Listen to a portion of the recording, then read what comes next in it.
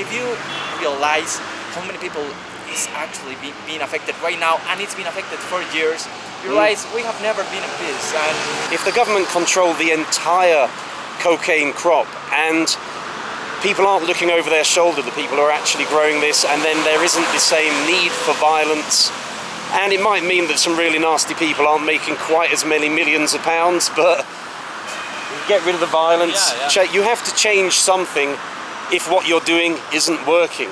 I'm not saying I go and support the drug trade or cocaine or anything like that, but trying something different, even for a limited period of time, might go and fundamentally change the way this country works and remove some of the violence and enable Colombia to achieve its potential, because otherwise it's always going to be held back by what's been going on for 50, 60 plus years, and it's going to continue. What's sad, it's like this war on drugs is actually profitable for the government. We receive a lot of stimulus mostly from the United States, of course, to fight war. So the United States sends millions of dollars every year in order to buy arms and blah blah blah to fight drugs. If America wasn't sending weapons, then maybe Colombia would have to try something different. But you know, the American government and the American drug users are the ones that are keeping the cycle going, as much as ELN in Colombia and these other groups. When the peace treaty was almost signed, it was already made, it was almost done. They made like these kind of elections when everyone voted if they are okay with the peace treaty or no. And I think that was one of the saddest days I live in my life, because we know the war is there. We don't feel it here in the big cities and everything, but there have been so many cases of missing people, missing children. The people that say that they are not okay with the peace treaty and they want war, won the elections by around 51%. I mean, it was pretty close. And fortunately, the president, Juan Manuel Santos, he said, no, okay, I don't care. I'm gonna go through this. We are gonna make it, even if these elections say that the population it is not okay with it, and they want war. And that's because the other party that has been governed the country, let's say the extreme right, they are like giving misinformation. Around that time they say, oh, we are gonna give the country away to the guerrillas and communism and all that kind of stuff, and they sow fear. We have a term called seguridad democrática. It's like democratic security, and it's like they give you fear to sell you the safety. David Icke had a great phrase, problem, reaction, solution. You know, you create a problem, wait for the reaction, and then say the solution you wanted in the first place. Exactly. And you can see politicians have been using this for many, many years all around the world. Let's say during the 90s, these guerrilla groups at its peak, we have like the least useful president we ever have in our history. Pastrana, okay. He was like in the 98 until 2002, something like that. So he basically tried to make a peace. He gave them land to their authority. So he withdrew all the military forces. So the guerrilla just got really strong because they got this land where they are the ultimate authority. The situation got that bad that we got to the next government. And the next government was the whole opposite. So I told you about these self-armed groups, called paramilitaries, that fought the guerrilla. He is related with that group, with that violent group, and he actually put the military in such an effort to stop the guerrillas. He almost wiped them. But it is pretty hard to wipe a guerrilla out because Colombia is rainforest. You cannot. They're always there somewhere, the last remaining guys. You cannot take care of a land that grant that is whole forest. It's impossible. But he put them in the situation that he almost leave them at the edge. But what happened? The military control was so strong that there were some cases called falsos positivos. That means literally like false positives. It would translate. The military would go to a small town. They will take, let's say, 16-year-olds, 17-year-olds. They will tell them, oh, okay, we need you to make this work in these parts. So they will take them, like forcefully take them. They will shoot them, and they will put them on guerrilla uniforms. That was due to the government give rewards to military to take down guerrillas. So it's just for greed. They were going and murdering people and shit, man. I mean, that's another level of corruption in itself, isn't it? That's horrible. No, for sure. And when the peace treaty was signed, let's say 2 years, 3 years ago, this military start to speak with like the court of peace and try to confess their crimes, and it's estimated that there were 6,200 young men that were killed by the military in order for just to get the money, yeah? to get rewards. We have a little look. Go ahead if you want to keep. So beautiful. Si quieres, sigue como trabajando en ella. William has been working on this particular piece for 2 days. It's going to sell for maybe $6 or $7, fingers crossed. You'll see an eye. Okay guys, it's happening. I've got an hour before my flight, and Leonival, yeah. Leonival is coming to speak to us. Or maybe we're going inside to speak to him. I don't know really what's going to happen. We're going to find out, and we've got to say massive thanks to William, who's not only an incredibly talented artist, he's also taught us a lot about what's happening in some of the darker parts of Colombia at the moment. Wow, these guys got dogs. A veces en la semana, a veces dos. Dos? Si les va bien. Sí. He just told me in a good week he will probably sell around 2. Really? So In a bad few. week, and sometimes they don't sell at all. And Manuel's just informed me that everybody sort of walking by and looking at us probably think that we're trying to find drugs here. Ironically, that's almost the exact opposite, but... Ahí son de diferentes departamentos de Risaralda, Emberra, Catillo, Risaralda, Emberra, Chamí, Emberra, Catillo del Chocó. Sí, señor. Y en el uno en segundo, pues la idea yo entiendo también. Con gusto. Leonival has very graciously allowed us to go and have a look around the compound. He's going to give us a personal tour, and we're going to learn a little bit more about the Emberra people. This really is quite a privilege. Literally, nobody gets in here. There are 1,500 people here now, literally being forced out of their lands by drugs violence.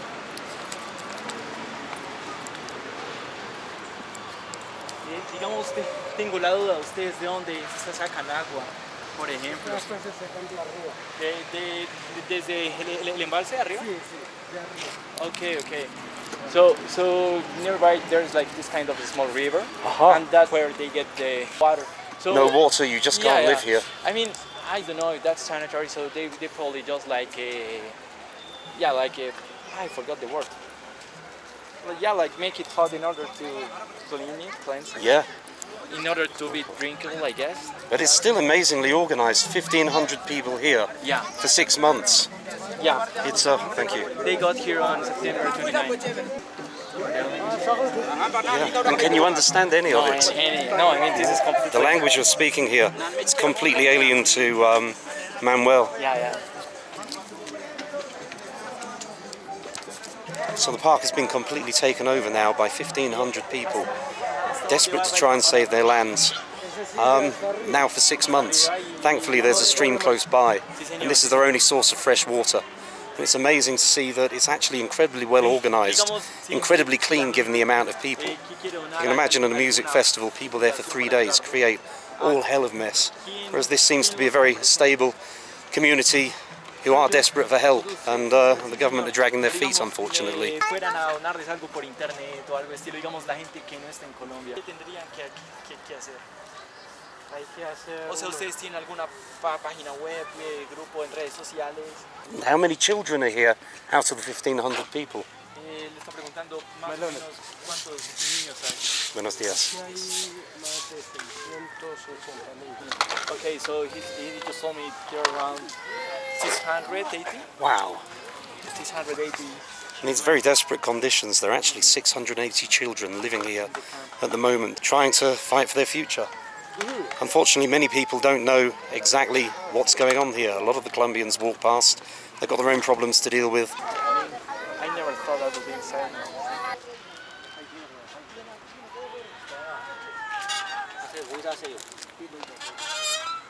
Oh, he's probably gonna check out what's happening. Of course. As in any community, especially one that's living in pretty difficult conditions, many things are happening the whole time. The leader of the tribe has just heard something strange going on. He's going to check it out. His authority here is absolute. They have a very rigid structure. Will they stay here forever until the problem is solved? Pueda tomar eso. Hasta que resuelva el Estado. Hasta que lo resuelva. O sea, si pasan 5 años, se quedan 5 años. Okay, yeah. So he just told me they're gonna stay here until the government guarantees. I mean, if it takes 5 years and years, they will stay. Para ayudar, ¿cómo consigues pues de, ajá, como y mostrarle al mundo pues lo que está ocurriendo. No, I think when people see what's happening here, maybe a few people will feel a bit more guilty about the drugs that they're using and really understand that these are really severe consequences for people living on the front line. Is he aware of any other tribes that are undergoing the same situation at the moment? Yeah. Actually, he told me there are around 1,000 people of his tribe, and the other, let's say 500 or so, are from other tribes. Many different representations are here. Exactly. His tribe is like the biggest one. What has the government said? Have there been any positive input from the government at the moment? Are they genuinely taking this seriously, or has it ground to a halt? Le está preguntando si ha recibido alguna respuesta del gobierno o esperanza de algo, o ha sido totalmente ignorado. Han recibido respuesta del gobierno y ¿qué les dicen? So they have the negotiations have no advance at all. And does he think that maybe the new government that's coming in, is there anybody who has just been elected who might take their plight more seriously? Okay. ¿Y ustedes creen que las elecciones puedan ayudarlos de alguna forma dependiendo de lo que ocurra? ¿Sí? Digamos, ustedes soportan a Petro. Sí, pero pues no se sabe. no, o sea, como sin límite, nosotros somos. Sí, ustedes están fuera de eso. Sí, entiendo.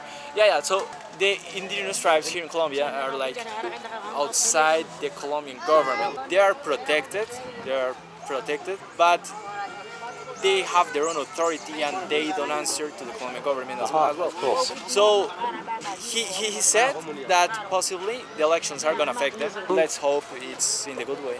And how imminent is the threat from the ELN for the tribes people who are still back there?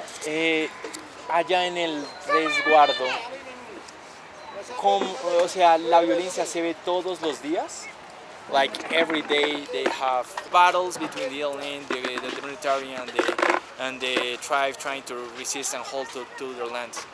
And is the Colombian military helping at all there at the moment? ¿El ejército sí los está ayudando en su resguardo a proteger su tierra o no hay apoyo? No hay. O sea, el ejército no los Nothing. está protegiendo. Okay. So it was kind of a confusing answer because he told me that there is no support from the military to protect their land, but they also fought with the military against the ELN. I guess it's a complicated situation. Yeah, I can believe. I hope that things get better here, and this seems almost stupid to go and say, but has COVID affected what's going on here at all? No, that's a pretty good question. Digamos ustedes, ¿cómo les afectó lo del COVID mientras estaban acá? Pues el COVID casi no le da la Emberra. ¿No? Okay. Somos pura planta medicinal, pura natural. Okay. So he told me that they weren't really affected by COVID due to the traditional medicine and the herbs they take. So their medicine helped them, you could say. Bizarrely, they've been here 6 months and they've had no problems with COVID whatsoever, which is a definite bonus. And has actually the capital Bogota had many outbreaks and many serious problems? Or? We were in serious trouble, like let's say a year ago. I mean, the lockdown was absolute. We should, thank Leonivo.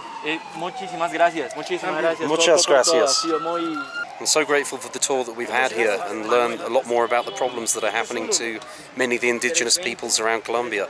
There are 1,500 people here at the moment. 1,000 are from Leonival's tribe and 500 are representatives from other tribes around Colombia who are undergoing the same violence and the same land grab by some of the drug lords around Colombia. Apparently the worst location is near the Venezuela border. Many parts of Colombia are safe, are civilized, but the indigenous peoples who've been living here for thousands of years are having huge problems trying to be decent people, live by their traditional ways. So there we have it, guys. Wow. It's an incredible little community they've created here. It smells amazing, actually. There's a lot of open fires burning. And I'm glad to know they haven't had any problems with COVID and they at least have a source of fresh water. But it is a pretty grim situation. Hola!